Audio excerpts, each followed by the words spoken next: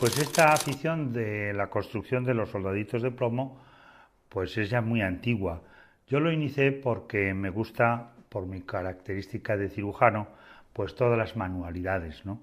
Y esta era una manualidad muy bonita que necesitabas desarrollar la paciencia y también investigar, ¿no? Empecé con la batalla de Waterloo. Pues escogí esa batalla fundamentalmente porque los uniformes de la época, los uniformes de la época napoleónica, pues yo creo que han sido los más vistosos de la historia, ¿no? Y cuando terminé con la batalla de Waterloo, que me llevó 25 años de trabajo aproximadamente, porque mi fin era reproducir un soldado de cada uno de los regimientos que intervinieron en la batalla, tanto de las fuerzas imperiales de Napoleón como de los aliados de los ingleses, pues cuando terminé con este proyecto y siguiendo con el hobby, decidí hacer una batalla española, porque en Waterloo no hubo ningún regimiento español. Y escogí, bueno, pues la batalla de las Navas de Tolosa, porque nos acordamos todos de la época en que fue, en el año 1212, eso es una fecha que siempre en el colegio nos recordaban, y empecé a hacer soldaditos de la época medieval. Pero evidentemente, tanto lo de Waterloo como de las Navas de Tolosa tenía que ser una reproducción fiel a la historia. Y por lo tanto había que estudiar cómo iban vestidos, cómo eran las costumbres, cómo era el armamento militar. Y todo eso me obligó a matricularme en la carrera de Historia, concretamente en el doctorado de Historia Medieval, y culminó todo ese proceso de estudio en una tesis doctoral que después la Universidad de Jaén tuvo la amabilidad de editar con el nombre del Lunes de las Navas.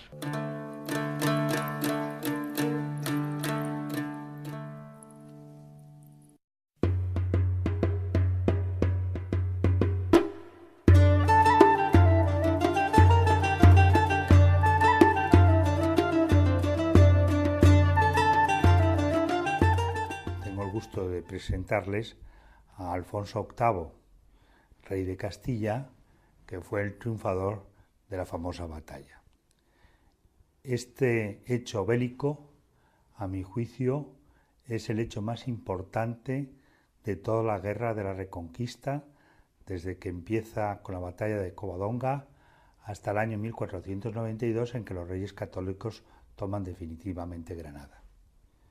La conquista de Alfonso VI de Toledo o la conquista temporal de Almería por Alfonso VII son unos hechos aislados que no tienen prácticamente trascendencia en el conjunto histórico de la Reconquista.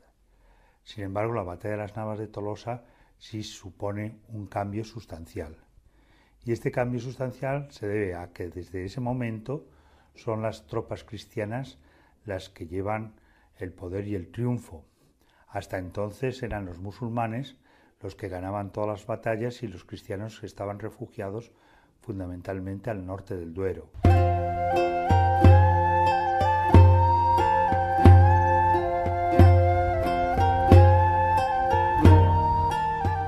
A principios del siglo XII hay un ideólogo, como ocurre tantas veces en la historia del Islam, que funda un movimiento reformista y trae una serie de ideas puritanas, reformadoras de lo anterior. Lo anterior exactamente ha sido otro movimiento paralelo de los almorávides que también ha surgido por ideas reformistas. Entonces hay una base religiosa, como suelen ocurrir las renovaciones políticas en el Islam medieval por lo menos.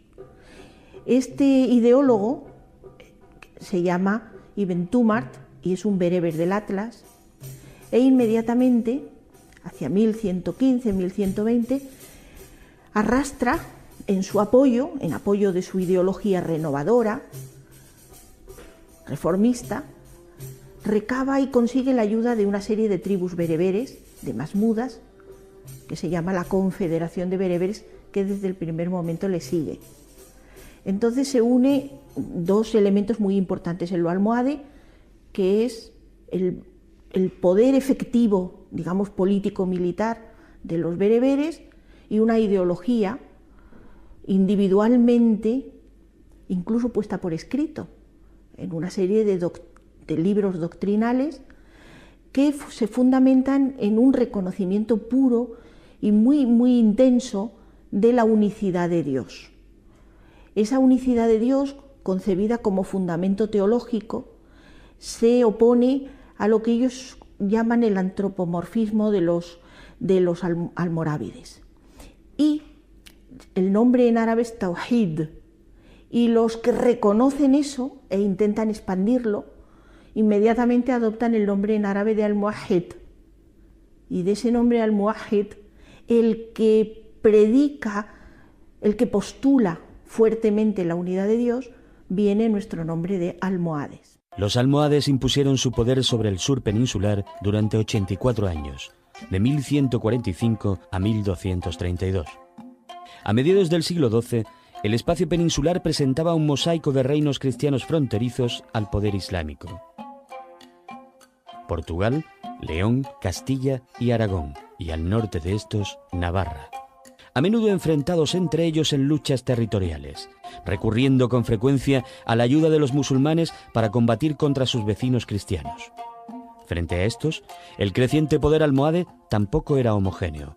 La zona de Valencia y Murcia estaba dominada por el rey musulmán Almardanis, llamado por los cristianos el Rey Lobo, que se oponía decididamente, muchas veces apoyado por los propios cristianos, a que su territorio se integrara en el imperio almohade.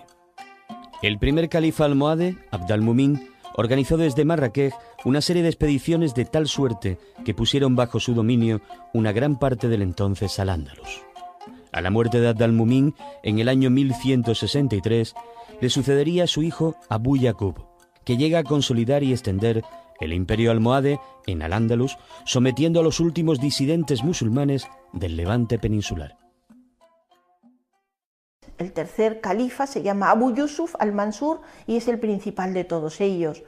Es, por ejemplo, este Abu Yusuf al-Mansur, el que termina la gran Sevilla almohade, el que termina la mezquita al-Jama sevillana, cuyo alminar, hoy lo llamamos la Giralda, pero es uno de los tres grandes alminares almohades, dentro de esa arquitectura majestuosa con que los almohades se habían revestido. Testimonio del poder almohade viene a ser el alminar de la mezquita al-Jama de Sevilla, construida según la tradición con el botín obtenido en la batalla de Alarcos. Torre gemela de otras dos grandes mezquitas construidas bajo su impulso, la inacabada mezquita de Hassan, en Rabat, y la Kutubilla de Marrakech. Estampas hermanas de la Giralda de Sevilla. Desde estos alminares se llamó al combate y se alentó a los ejércitos. Hoy, estos símbolos fijan la imagen de la crónica histórica. La crónica de la batalla de las Navas de Tolosa fue escrita por varios autores, al menos 3 autores cristianos y 2 musulmanes. Pero la crónica más importante es la que escribió el arzobispo de Toledo, don Rodrigo Jiménez de Rada, porque participó en la batalla y porque fue además el gran guerrero que estableció el plan logístico de la batalla. Gracias a la organización de don Rodrigo se pudo mantener la logística, el aprovisionamiento de las tropas que tuvieron que viajar durante un mes desde Toledo hasta el puerto del Muradal. Don Rodrigo para mí es una de las figuras más importantes de la historia medieval de España. Cuando España en esa época estaba dividida en varios reinos cristianos y en un reino musulmán, don Rodrigo fue la primera persona que habló de la unidad de España. Él fue el primer historiador moderno que tenemos en España. Hasta don Rodrigo la historia se escribía en forma de crónicas, que era una mera forma de constatar los hechos.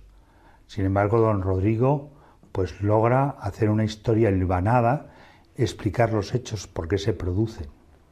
Y además don Rodrigo fue un gran hombre de su época en el concepto también de un caballero guerrero, aunque era arzobispo.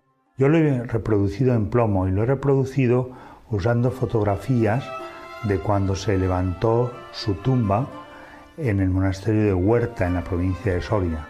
He intentado que el hábito del arzobispo en plomo sea exactamente igual, con el mismo dibujo del que se conserva actualmente en el monasterio. Pero aunque lo he representado en plomo con su báculo, que también se conserva en el monasterio, etc., yo creo poderme imaginar perfectamente cómo era la personalidad de don Rodrigo. Mis queridos amigos, me place poder, después de tanto tiempo, rememorar para ustedes aquellos hechos de armas que dieron honra a mi señor, el noble rey don Alfonso el VIII de Castilla. Mi señor, habiendo conquistado los almohades Cuenca y extendiendo sus dominios al sur del Tajo, fundó Plasencia. Se enfrentó al califa Yusuf en Alarcos, cayendo el ejército cristiano el aciago día del 18 de julio de 1195. En este lugar, Alarcos, situado una ciudad de nueva construcción de Alfonso VIII, que va a ubicarla sobre un antiguo oppidum ibérico de una gran importancia. Cada día estamos viendo la importancia que va teniendo o que debió de tener en su momento el Alarcos ibérico, sobre también un antiguo castillo, quizá de época taifa, quizá de época almorávide. Sobre este lugar, el rey cristiano Alfonso VIII, en los años previos a la batalla de Alarcos, concibe la idea de construir una gran ciudad. De hecho, las murallas que se ven, las murallas que vemos, todavía son de alguna manera el reflejo de ese concepto, de esa concepción de una gran ciudad, de ese proyecto urbanístico que va a tener el rey. No solamente va a hacerlo ahí, sino que el castillo va a sufrir una remodelación, siguiendo todas las nuevas técnicas de la época. Va a reconvertir torres rectangulares o cuadradas, se van a convertir en torres pentagonales en proa, y todo ello dentro de un gran proyecto urbanístico del rey. Es decir, el rey estaba construyendo su ciudad, la ciudad real, digamos, a unos kilómetros de la vecina Calatrava, que estaba en poder de la orden ya, y está construyendo, como digo, esa gran ciudad justo como base de operaciones, quizá para la futura conquista de Andalucía.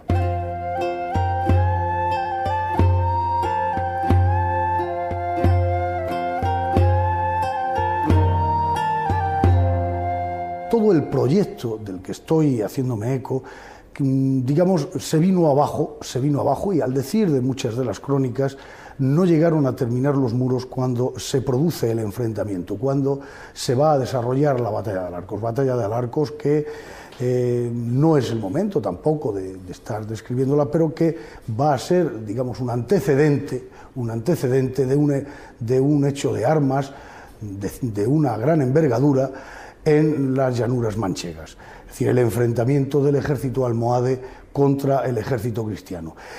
Cabe destacar, sobre todo, el que nos ha permitido conocer mucho del armamento, que luego va a ser exactamente igual al utilizado en las navas. De hecho, una fosa de despojos, como el lugar que estamos viendo en este momento, una fosa de despojos donde se tiran los restos de la batalla, nos ha permitido tener una documentación de primerísima mano de todo el armamento que se utilizaba en aquellos momentos. Un armamento que seguramente aparecía dentro de los cadáveres, tanto de animales, de caballos, como de personas que aparecieron, digamos, echados en esa fosa de despojos. Fosa de despojos, por tanto, que quizá debe ser uno de los hallazgos más espectaculares que se han producido en Alarcos y que nos está dando más datos perfectamente centrados en torno a 1195. Posteriormente hay un hecho también que cabe destacar. Después de la batalla de Alarcos, los almohades vuelven a tomar como capital Calatrava. Tras Alarcos, se iniciarían una serie de campañas ofensivas que vinieron a durar 3 años y que puso en poder de los almohades gran número de plazas fuertes, hasta ahora en poder de los castellanos. La frontera del reino de Alfonso VIII se vio comprimida hasta las márgenes del Tajo, llegando las racias musulmanas hasta las mismas murallas de la ciudad de Toledo. Solo queda, al sur de esta línea fronteriza, el castillo de Salvatierra, defendido por un grupo de caballeros calatravos, como una isla en territorio almohade, a las puertas de 2 de los pasos que conducían al interior de Andalucía. El rey don Alfonso, que anhelaba morir por la fe de Cristo, soportó a duras penas, aunque con inteligencia, el deshonor de la derrota de Alarcos y pactó treguas con los almohades durante 10 años. Pero vencidas las fechas, no consintió prolongarlas por más tiempo, sino que, empujado por su afán de superación y por el amor a su fe, lanzó la guerra en nombre del Señor. Recuerdo que redacté, en nombre del rey y del malogrado infante don Fernando, la carta a mi carísimo hermano Inocencio III, vicario de Cristo en la tierra, rogándole tuviera bien conceder el carácter de cruzada a la eminente campaña contra los enemigos de la fe. Los moros, con su califa al-Nasir, que años antes había sucedido a su padre, Yusuf, entraron con gran aparato y no menos esperanza de apoderarse de España. Y se apoderaron, efectivamente, del castillo de Salvatierra, para vergüenza de la fe cristiana, en el mes de septiembre del año 1211. Y este hecho conmocionó a toda la cristiandad.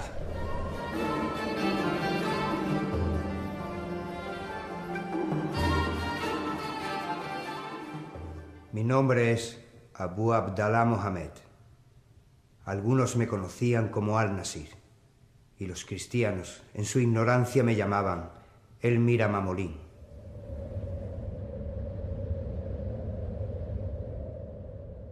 Alguno, como el rey de León, solicitó la ayuda de los almohades para luchar contra su primo, el rey de Castilla.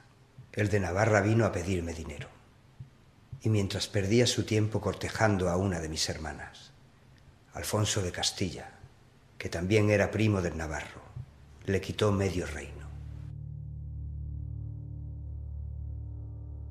Este Alfonso no podía olvidar su derrota en Alarcos y guardaba odio en su corazón contra los almohades. No respetó las treguas y sus súbditos atacaron y saquearon la cuenca del Segura. Este Alfonso, con su otro primo, Pedro de Aragón, que era su único amigo, atacaron a Ademuz y Castelfabid y encendieron la llama de la guerra que tantas veces habían prendido. Decidí una expedición de castigo que humillase a los infieles en sus propios territorios y renovase su pacto con la espada que no quedaría ya seca de su sangre. Elegí este castillo de Salvatierra, que había sido cogido en las redes de la cruz y por cuya culpa sufría el corazón de la fe musulmana. Dirigí contra el castillo a los árabes, pelotón tras pelotón, y lancé contra él, cábila tras cábila. Aquí, en este llano, aparecieron unos 400 jinetes cristianos, a los que exterminamos totalmente.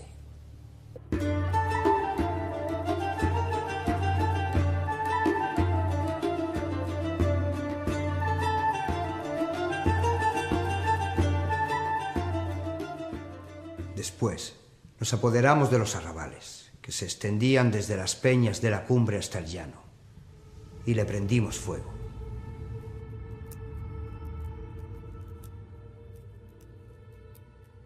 Luego mandamos avanzar a las máquinas de guerra contra el castillo. Lanzamos contra ellas piedras como montañas, y se esparció sobre ellos desde los barrancos una nube oscura de flechas, en las que se quebraban unas flechas contra otras. El que se salvaba de las piedras no se libraba de las saetas amontonadas como nubes. Durante el sitio, mis columnas de caballería recorrían Toledo y su región, y el pavor llenaba los extremos del país y sus comarcas. Y los cristianos se vieron en grave aprieto para guerrear, y desearon encontrar su descanso en la muerte. Rindieron el castillo, y Dios lo purificó de inmundicias.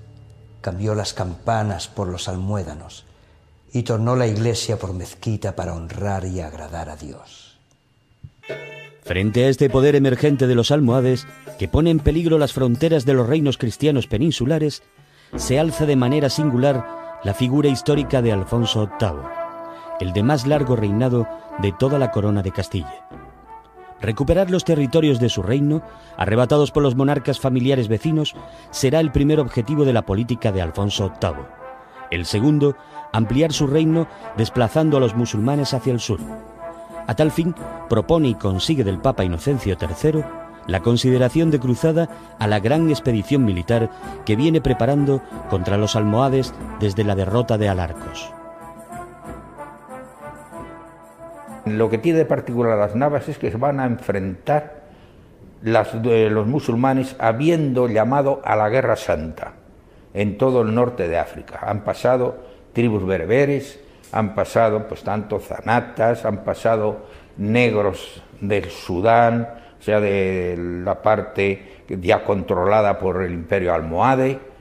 También están naturalmente los musulmanes andalusíes.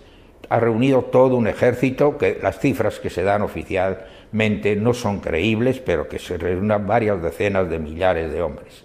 Y por parte cristiana se ha enviado un año antes a predicar una cruzada por toda Europa.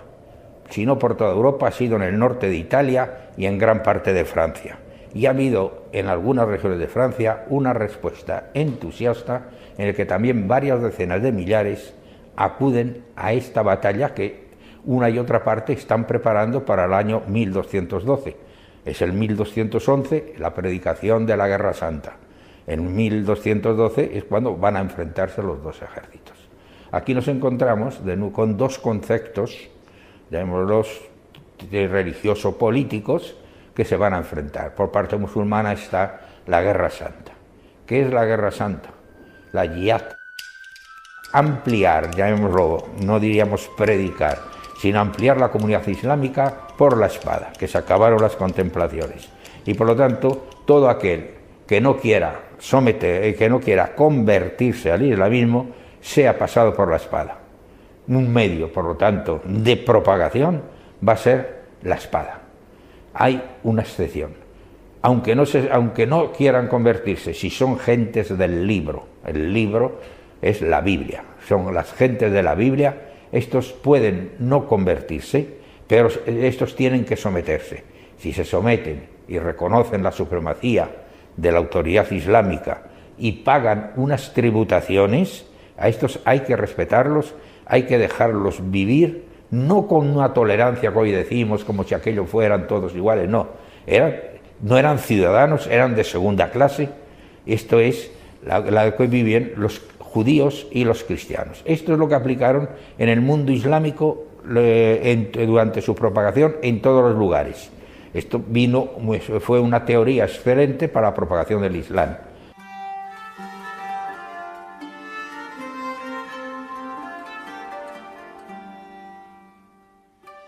Cuántos recuerdos me trae este monasterio de las Huelgas. El rey lo construyó con el propósito de agradar al Altísimo, a instancias de su serenísima esposa, la reina doña Leonor. Por estos claustros estudiamos el noble rey y yo las medidas que debían tomarse para la organización de tan magna empresa. Después el rey reunió a los obispos y a los nobles y proclamó en persona, entre las aclamaciones de todos, las razones que le movían a organizar una batalla campal.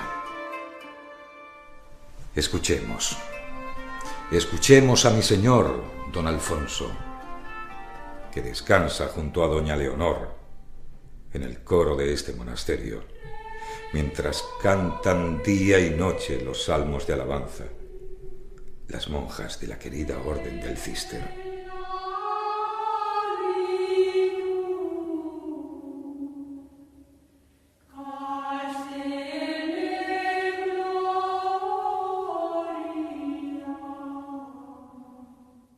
Quiso Dios que yo fuera rey de Castilla, pero mi vida no fue fácil. El año de 1211 fue especialmente aciago. El lagareno se apoderó de la fortaleza de Salvatierra y en octubre mi queridísimo hijo Fernando murió de fiebres en Madrid. El Todopoderoso me compensó con la lealtad de mis súbditos y con su apoyo decidí dar batalla campal al rey de Marruecos. Mandé embajadores a distintos lugares para que convocaran a las gentes al combate. Yo mismo solicité la ayuda de mis parientes, los reyes de España. Mi primo y yerno, Alfonso de León, me la negó. Él, que me había jurado vasallaje en Carrión. No es de extrañar que los propios moros le apodaran el baboso. Mi otro primo, Sancho de Navarra, no contestó en principio a mi requerimiento, y sólo más tarde, ante las recriminaciones que le hizo el arzobispo de Narbona, decidió acudir a la batalla cuando ya nos encontrábamos en camino. El que nunca me defraudó fue mi querido primo Pedro, rey de Aragón. Él fue durante toda su vida fiel y leal amigo. Con él vino una nutrida representación de sus nobles.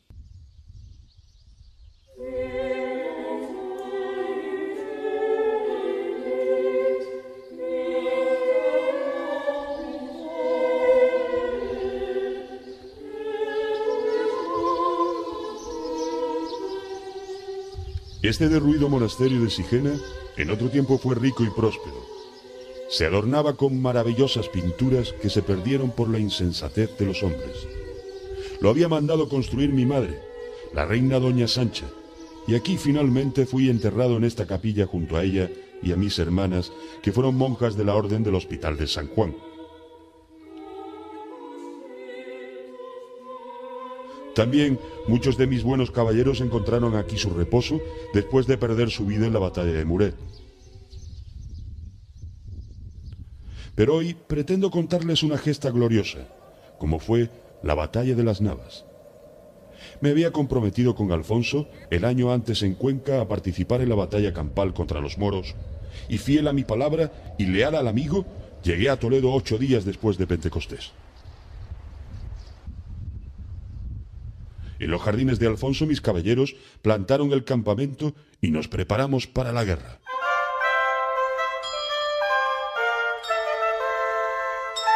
Para estudiar la guerra en la Edad Media peninsular contamos afortunadamente con un texto unas décadas solo posterior a la batalla de las Navas de Tolosa, que son las partidas de Alfonso X el Sabio. Alfonso X el Sabio decía que para hacer la guerra se necesitaban 3 cosas: esfuerzo, maestría, exceso. Era la combinación de la inteligencia y de los medios con los que él podía contar en ese momento. Tenemos que pensar también que la guerra se hace por distintos tipos de expediciones que se diferencian por el tipo de personas que intervienen en ellas y el armamento que utilizan, y también por los fines. En realidad podríamos distinguir entre unas expediciones ofensivas y un solo tipo de expedición defensiva. Lo normal es que fueran expediciones de captura de botín o de daños puntuales al enemigo. Se podían distinguir entre el fonsado, la algarada, la cabalgada, y frente a ellas el apellido era la guerra defensiva, es la defensa pura del territorio. Eran las más normales. Por otra parte, tendremos 2 tipos de expediciones que son, frente a lo que se suele pensar en la actualidad, más inusuales: el asedio a las fortalezas y sobre todo la batalla campal.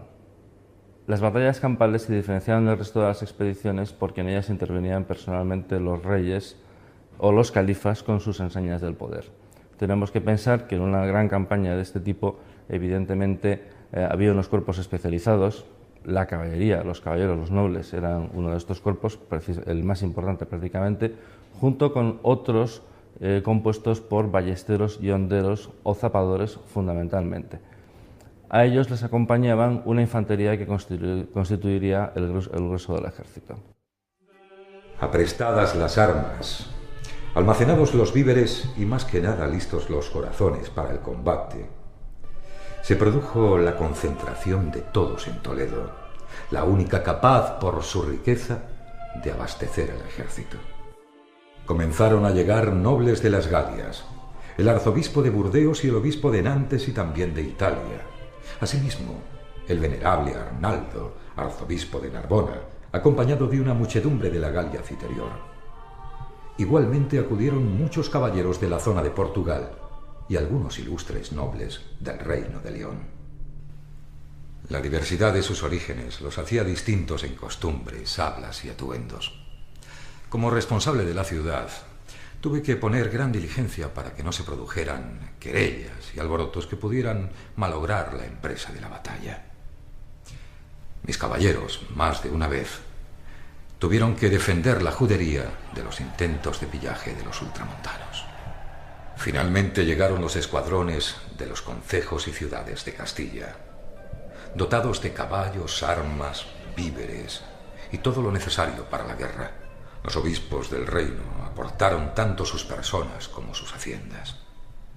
Llegaron los frailes de Calatrava, los del Temple, también los frailes del Hospital y los de la Orden de Santiago.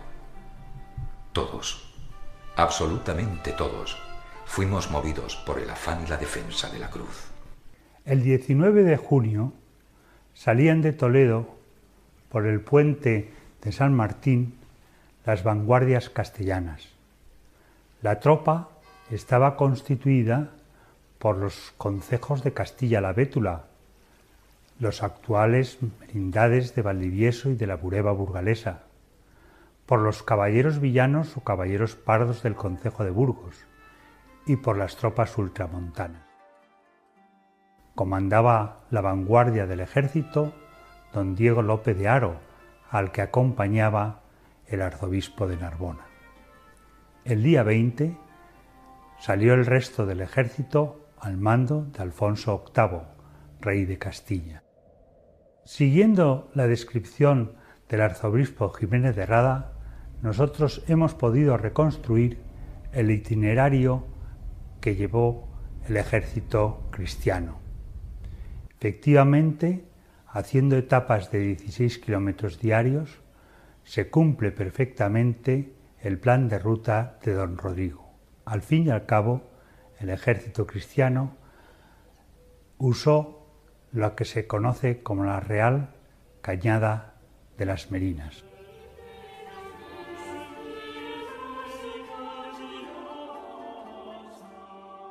El día 23 de junio, la vanguardia llegó frente a Malagón, que era la primera plaza musulmana en su camino. Al día siguiente, la villa fue atacada por los ultramontanos. El gobernador almohade capituló esa misma noche bajo la condición de respetar la vida de sus habitantes, pacto que no cumplieron los ultramontanos, pasando a cuchillo a todos sus defensores. El día 27 partieron hacia Calatrava. Nos encontramos en Calatrava, actualmente conocida como Calatrava la Vieja. Era la ciudad más importante que conocemos, que existía en el camino que iba de Toledo a Córdoba, situada junto a la orilla izquierda del Guadiana, un Guadiana que no nos podemos imaginar cómo era actualmente, por lo que podemos ver. Era un río totalmente pantanoso, de curso vago, difícil de cruzar. Hay que imaginarse las tablas de Daimiel, que las tenemos aguas arriba, para conocer cómo era.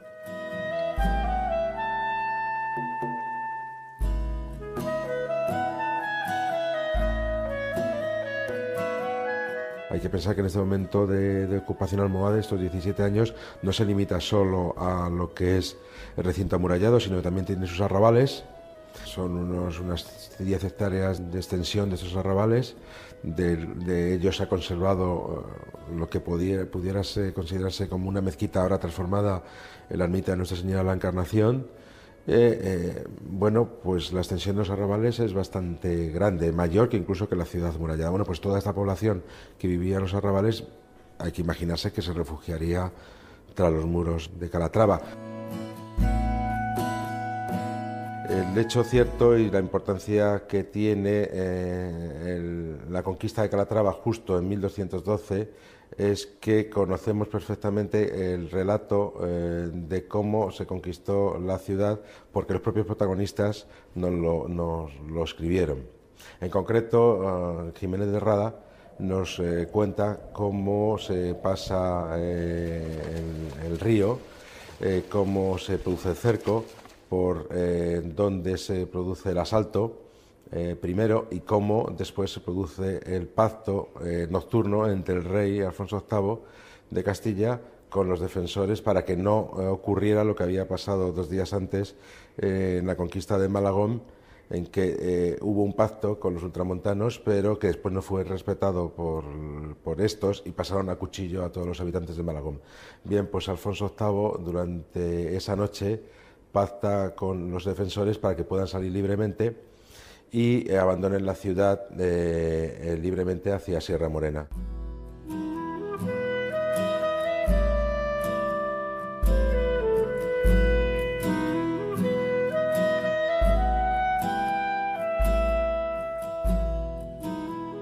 El enorme ejército cristiano que había salido de Toledo sufrió una merma considerable de sus efectivos por la deserción de las tropas ultramontanas. Esta deserción se debió a que los guerreros que provenían del norte del Pirineo, imbuidos por un espíritu de cruzada, no podían entender los pactos que hizo Alfonso VIII con las tropas musulmanas que defendían la fortaleza de Calatrava. Tiene la idea de no dar cuartel, que estaba muy lejos de las costumbres, y yo diría también de los islámicos y de los cristianos, de exterminar al enemigo, porque más bien se le esclavizaba, sí, pero no se mataba por matar generalmente, era rara la vez.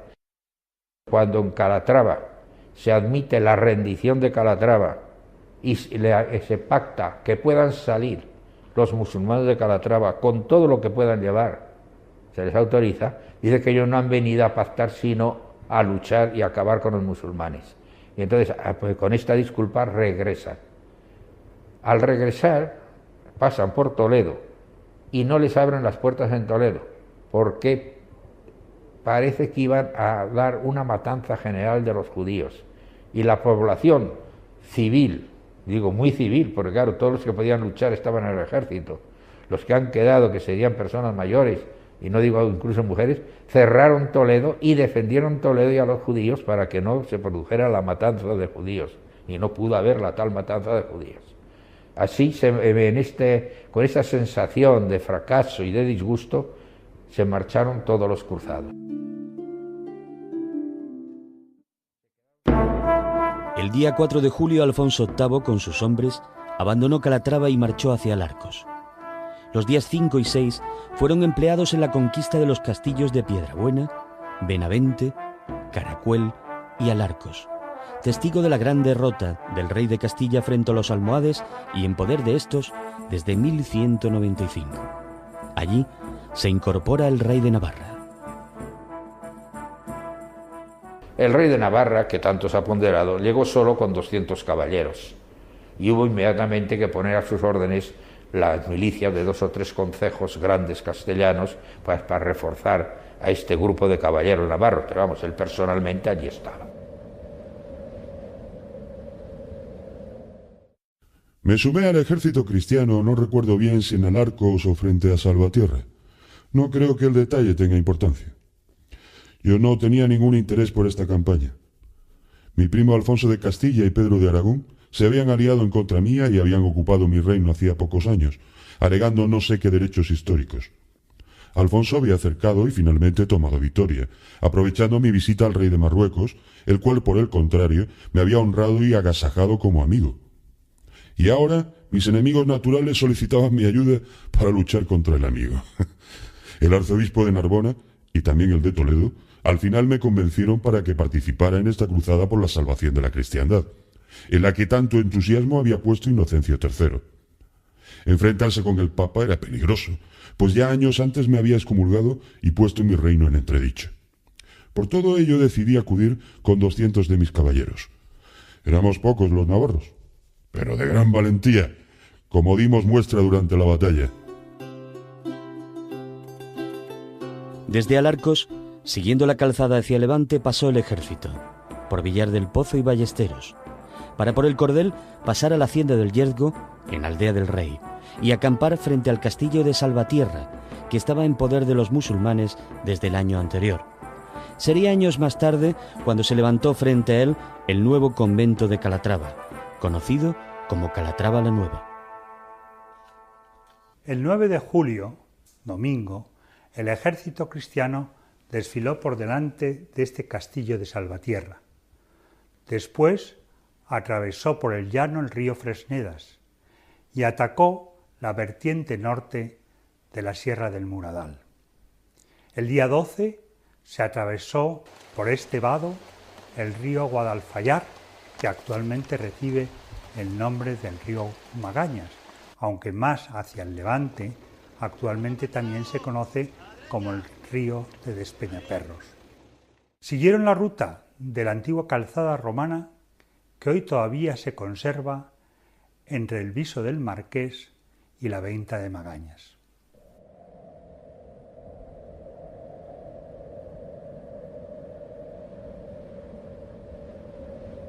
La vanguardia del ejército, comandada en este caso por López Díaz, hijo de don Diego López de Haro, por Martín de la Finojosa, sobrino directo del arzobispo, y por Sancho Fernández, tuvieron el primer encuentro con el enemigo en la conquista de la cima del puerto del Muradal, que al final se logró no sin grandes esfuerzos.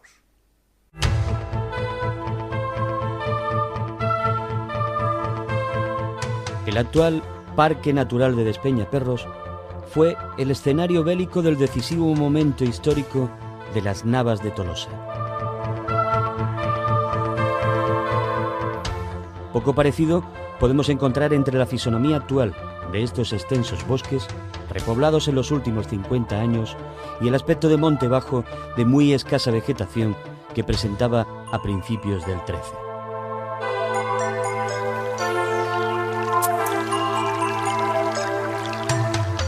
De otra parte, las vías de comunicación, ferrocarril y carretera, que hoy unen La Mancha y Andalucía, son en términos históricos muy recientes. De hecho, de finales del 19. Anteriormente a esta fecha, el Camino Real de Andalucía discurría no por el lecho del río como ahora ocurre, sino atravesando el puerto del Muradal y descendiendo hacia la Mesa del Rey. Ese camino decimonónico es aproximadamente el que vienen a seguir 9 siglos antes las tropas cristianas.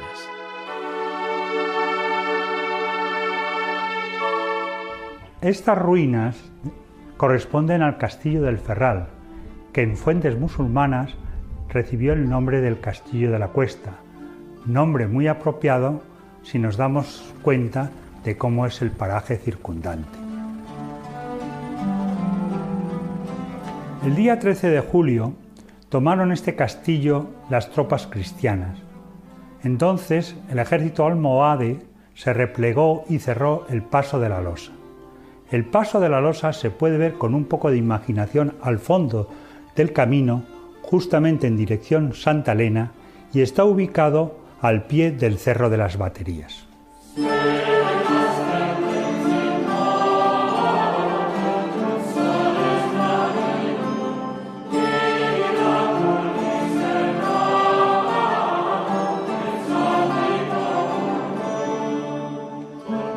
El rey Alfonso VIII, ante la imposibilidad de salvar este desfiladero del Paso de la Losa con las tropas, cambió la ruta de las mismas gracias a un consejo recibido por un pastor que algunos quieren identificar como Martín Alhaja, y trasladó al ejército por la vertiente sur de la sierra, por delante de la Peña de Malabrigo, hacia poniente, para encontrar nuevamente la calzada romana que salta la sierra por el denominado Puerto del Rey.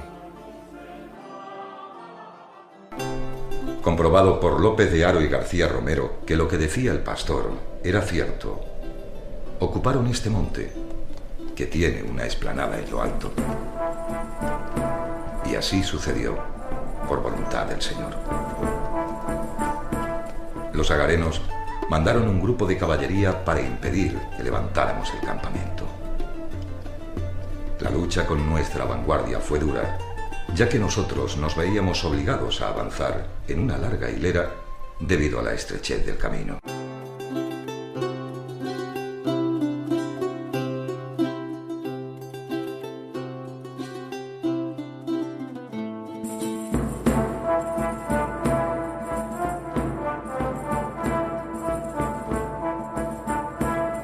Después de un prolongado choque, los agarenos fueron rechazados por la gracia de Dios, estableciéndose el campamento sin novedad.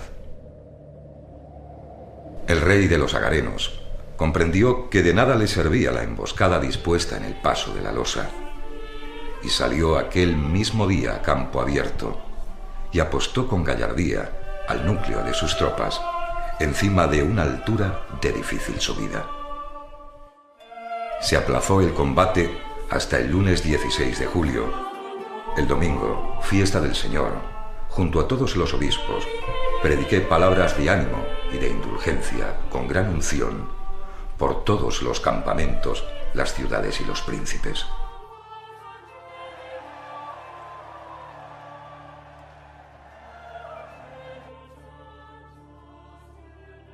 En la madrugada del día siguiente estalló el grito de júbilo y de la confesión, y la voz del pregonero ordenó que todos se aprestaran para el combate del Señor. Y así, celebrados los misterios de la pasión del Señor y hecha confesión, recibidos los sacramentos, tomamos las armas y salimos a la batalla campal.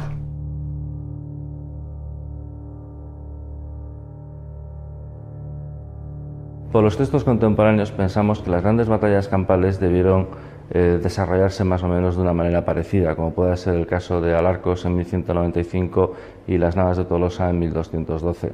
Debemos imaginarnos dos ejércitos enfrentados con una ocupación del campo similar. Es decir, en esta época muy posiblemente los ejércitos estaban compuestos por 4 secciones. Una primera sección era la vanguardia. La vanguardia estaba seguida por el centro de lo que era el grueso del ejército. A sus lados estaban las costaneras o los flancos, generalmente ocupados por caballería y fuerzas móviles que podían auxiliar al resto del ejército, y detrás estaba la zaga, generalmente donde se situaban el rey o el califa.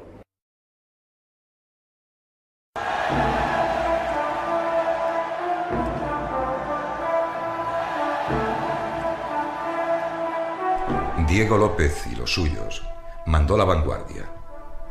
El conde Gonzalo Núñez de Lara, con los frailes del Temple, del Hospital, de Oclés y de Calatrava, el núcleo central.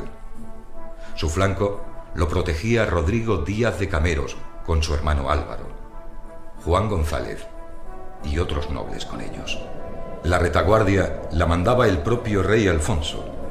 Le acompañábamos los obispos, Gonzalo Ruiz de Girón, sus hermanos, Rodrigo Pérez de Villalobos, Suero Téllez, Fernando García y otros. El valeroso rey Pedro de Aragón estaba a nuestra izquierda, y el rey Sancho de Navarra, notable por la gran fama de su valentía, formaba el ala derecha. Nuestra vanguardia arrasó sin dificultad los primeros batallones. Los agarenos aguantaron casi sin moverse del lugar. Comenzaron a rechazar a los primeros de los nuestros, que subían por lugares bastante desventajosos para el combate. El rey Alfonso, al observar que algunos con villana cobardía retrocedían, me dijo: «Arzobispo, muramos aquí, vos y yo». Yo le contesté que de ningún modo. Antes bien le aseguré que nos impondríamos a los enemigos. Fernando García, hombre de gran valor y avezado en la guerra, retuvo al rey aconsejándole que marchara controlando la situación. El rey me volvió a decir: «Arzobispo, muramos aquí, pues no es ninguna deshonra una muerte en tales circunstancias». Yo recuerdo que le contesté: «Si es voluntad de Dios, hoy nos aguarda la corona de la victoria y no la muerte. Pero si la voluntad de Dios fuera otra, todos estamos dispuestos a morir junto a vos». El rey entonces, sin alterar su rostro ni su habitual compostura, inició la carga definitiva que rompió la defensa de los almohades, y el estandarte del rey, en el que figuraba la cruz del Señor, pasó milagrosamente entre las filas de los enemigos. Entonces, el rey de los agarenos, a ruegos de su hermano, recurrió a la huida.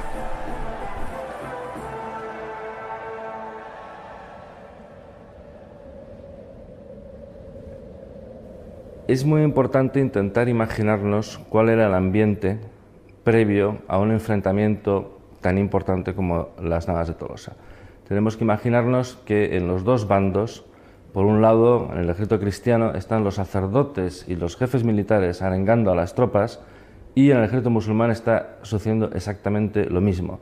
En el caso del ejército musulmán, además, había un componente psicológico muy importante porque utilizaban tambores y distintos instrumentos musicales para montar un gran estruendo que aterrorizara a las tropas cristianas. Debemos pensar también que la bajada de un cerro como el Real Cristiano y el ataque de una carga de caballería, los cascos de los caballos, es ensordecedor. Y también debió ser ensordecedor los cientos o los miles de flechas que cruzaban el aire por los dos bandos cuando se van a encontrar las dos vanguardias de los dos ejércitos.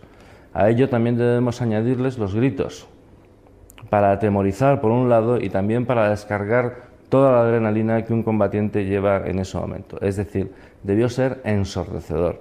Sabemos además que casi no había vegetación, con lo cual si le unimos el calor y la polvareda, la sangre, el estruendo del choque de las armas, debió ser francamente aterrador.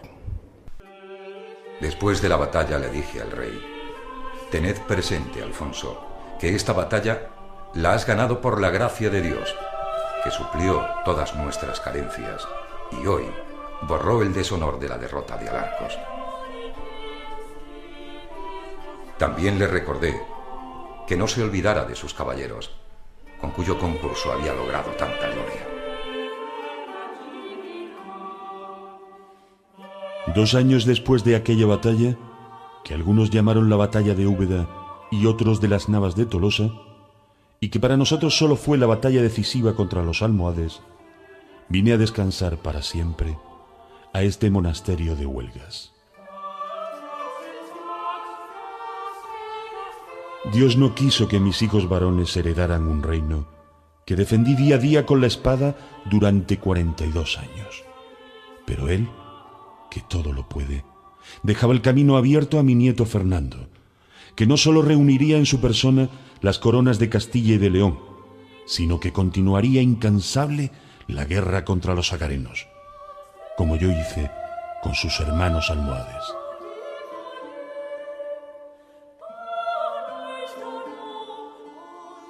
Los almohades fundaron un califato importantísimo, con unas bases políticas de enorme potencia, pero, sin embargo, en su relación con los andalusíes tuvieron desde el principio una enorme cantidad de elementos problemáticos, políticos, religiosos, sociales y económicos, en su relación con los andalusíes, que realmente van preparando ese final aparatoso con que en el siglo XIII acaba un imperio, un califato muy potente, que sin embargo tenía los pies de barro y acaba de repente, ¿no? Parece mentira. Si vemos la potencia enorme de su construcción político-religiosa, cómo todo eso se aniquila y decae en pocos años, ¿no? ¿Cuáles son los elementos de conflicto con los andalusíes? Bien, es un poder bereber, es un califato bereber, de signo bereber, aunque después se va arabizando rápidamente, pero que plantea indiscutiblemente unos elementos de tensión entre los andalusíes y los bereberes, por lo menos de partida, aunque todo eso después se vaya disolviendo.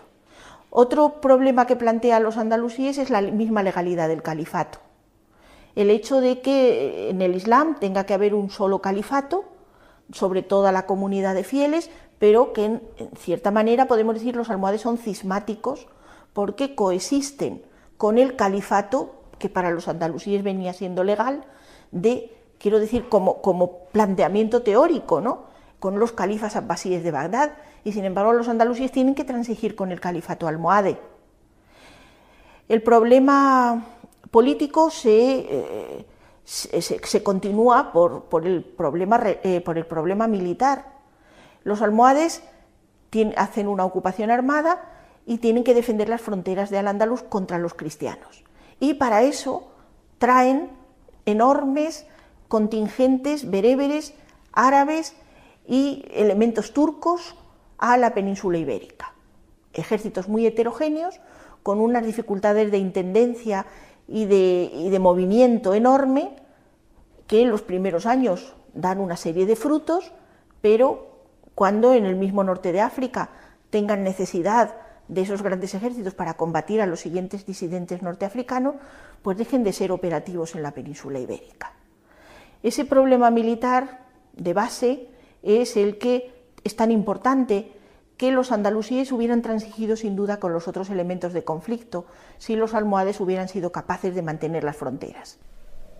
Los días siguientes a la batalla tomamos los castillos de Vilches, Baños y Tolosa. Después cayeron Úbeda y Baeza. Y así comenzó el derrumbe del imperio almohade. Pero eso es otra historia.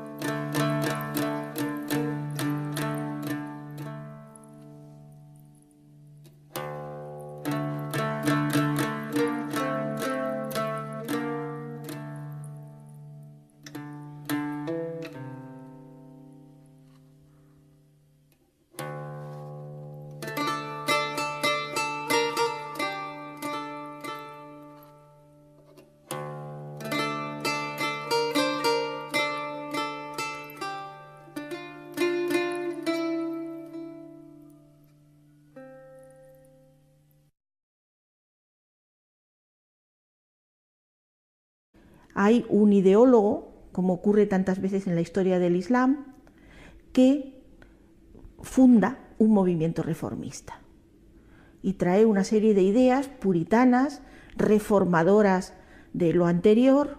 Lo anterior exactamente ha sido otro movimiento paralelo de los almorávides que también ha surgido por ideas reformistas. Entonces hay una base religiosa, como suelen ocurrir las renovaciones políticas en el Islam medieval por lo menos.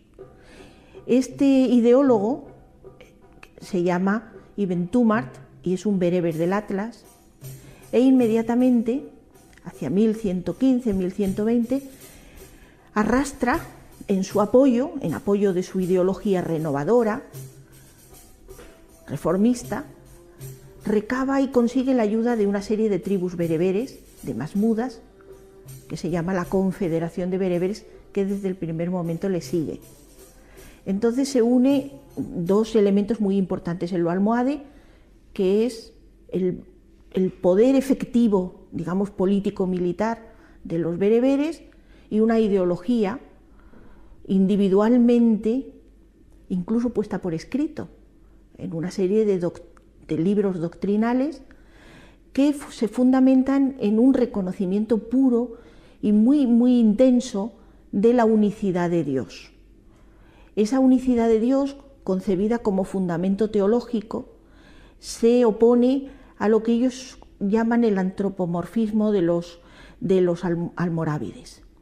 Y el nombre en árabe es Tawhid, y los que reconocen eso e intentan expandirlo, inmediatamente adoptan el nombre en árabe de Al-Muwahhid. Y de ese nombre Al-Muwahhid, el que predica, el que postula fuertemente la unidad de Dios, viene nuestro nombre de almohades. Los almohades impusieron su poder sobre el sur peninsular durante 84 años, de 1145 a 1232. Waterloo, como de las Navas de Tolosa, tenía que ser una reproducción fiel a la historia y por lo tanto había que estudiar cómo iban vestidos, cómo eran las costumbres, cómo era el armamento militar Y todo eso me obligó a matricularme en la carrera de Historia, concretamente en el doctorado de Historia Medieval, y culminó todo ese proceso de estudio en una tesis doctoral que después la Universidad de Jaén tuvo la amabilidad de editar con el nombre del Lunes de las Navas.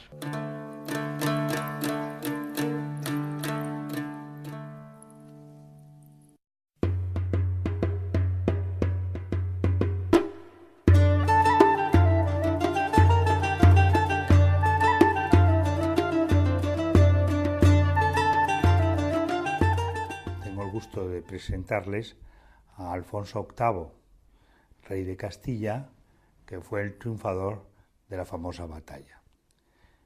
Este hecho bélico, a mi juicio, es el hecho más importante de toda la guerra de la Reconquista, desde que empieza con la batalla de Covadonga hasta el año 1492, en que los reyes católicos toman definitivamente Granada.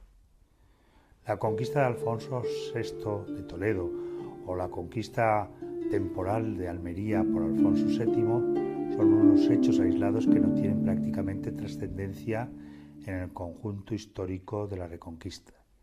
Sin embargo, la batalla de las Navas de Tolosa sí supone un cambio sustancial. Y este cambio sustancial se debe a que desde ese momento son las tropas cristianas las que llevan el poder y el triunfo.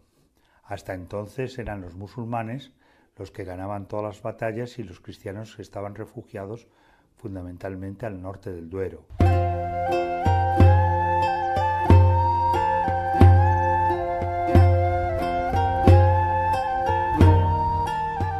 A principios del siglo XII. A mediados del siglo XII, el espacio peninsular presentaba un mosaico de reinos cristianos fronterizos al poder islámico. Portugal, León, Castilla y Aragón, y al norte de estos, Navarra, a menudo enfrentados entre ellos en luchas territoriales, recurriendo con frecuencia a la ayuda de los musulmanes para combatir contra sus vecinos cristianos. Frente a estos, el creciente poder almohade tampoco era homogéneo. La zona de Valencia y Murcia estaba dominada por el rey musulmán Almardanis, llamado por los cristianos el Rey Lobo, que se oponía decididamente, muchas veces apoyado por los propios cristianos, a que su territorio se integrara en el imperio almohade. El primer califa almohade, Abd al-Mumin, organizó desde Marrakech una serie de expediciones de tal suerte que pusieron bajo su dominio una gran parte del entonces Al-Ándalus. A la muerte de Abd al-Mumin, en el año 1163, le sucedería su hijo Abu Yaqub, que llega a consolidar y extender el imperio almohade en Al-Ándalus, sometiendo a los últimos disidentes musulmanes del Levante peninsular. El tercer califa se llama Abu Yusuf al-Mansur y es el principal de todos ellos. Es, por ejemplo, este Abu Yusuf al-Mansur, el que termina la gran Sevilla almohade, el que termina la mezquita al-Jama sevillana, cuyo alminar, hoy lo llamamos la Giralda, pero es uno de los tres grandes alminares almohades, dentro de esa arquitectura majestuosa con que los almohades se habían revestido. Testimonio del poder almohade viene a ser el alminar de la mezquita al-Jama de Sevilla, construida según la tradición con el botín obtenido en la batalla de Alarcos. Torre gemela de otras dos grandes mezquitas construidas bajo su impulso, la inacabada mezquita de Hassan, en Rabat, y la Kutubilla de Marrakech. Estampas hermanas de la Giralda de Sevilla. Desde estos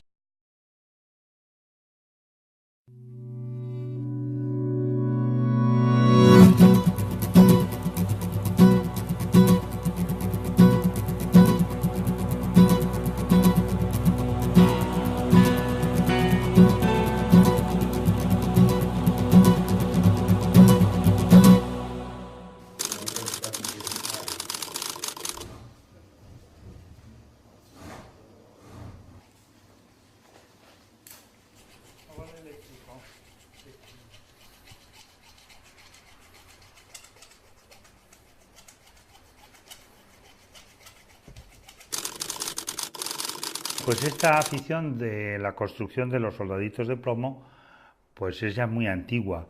Yo lo inicié porque me gusta, por mi característica de cirujano, pues todas las manualidades, ¿no? Y esta era una manualidad muy bonita que necesitabas desarrollar la paciencia y también investigar, ¿no? Empecé con la batalla de Waterloo. Pues escogí esa batalla fundamentalmente porque los uniformes de la época napoleónica, pues yo creo que han sido los más vistosos de la historia, ¿no?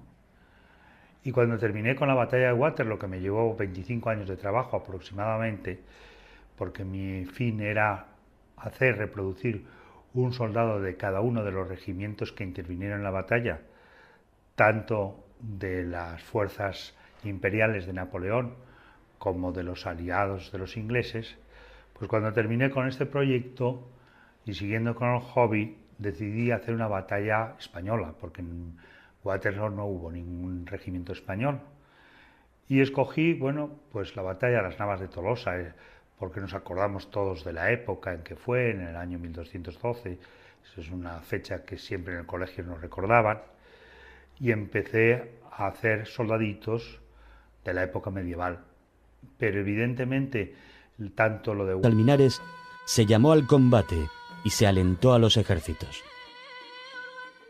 Hoy, estos símbolos fijan la imagen de la crónica histórica. La crónica de la batalla de las Navas de Tolosa fue escrita por varios autores, al menos 3 autores cristianos y 2 musulmanes. Pero la crónica más importante es la que escribió el arzobispo de Toledo, don Rodrigo Jiménez de Rada, porque participó en la batalla y porque fue además el gran guerrero que estableció el plan logístico de la batalla.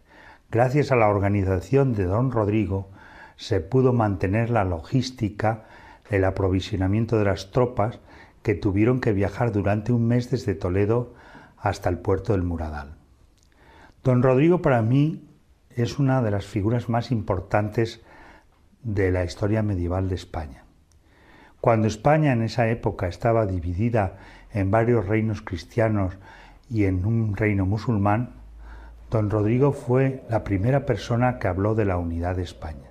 Él fue el primer historiador moderno que tenemos en España. Hasta don Rodrigo la historia se escribía en forma de crónicas, que era una mera forma de constatar los hechos. Sin embargo, don Rodrigo pues logra hacer una historia hilvanada, explicar los hechos por qué se producen. Y además don Rodrigo fue un gran hombre de su época en el concepto también de un caballero guerrero, aunque era arzobispo. Yo lo he reproducido en plomo y lo he reproducido usando fotografías de cuando se levantó su tumba en el monasterio de Huerta, en la provincia de Soria. He intentado que el hábito del arzobispo en plomo sea exactamente igual, con el mismo dibujo del que se conserva actualmente en el monasterio. Pero aunque lo he representado en plomo con su báculo, que también se conserva en el monasterio, etc., yo creo poderme imaginar perfectamente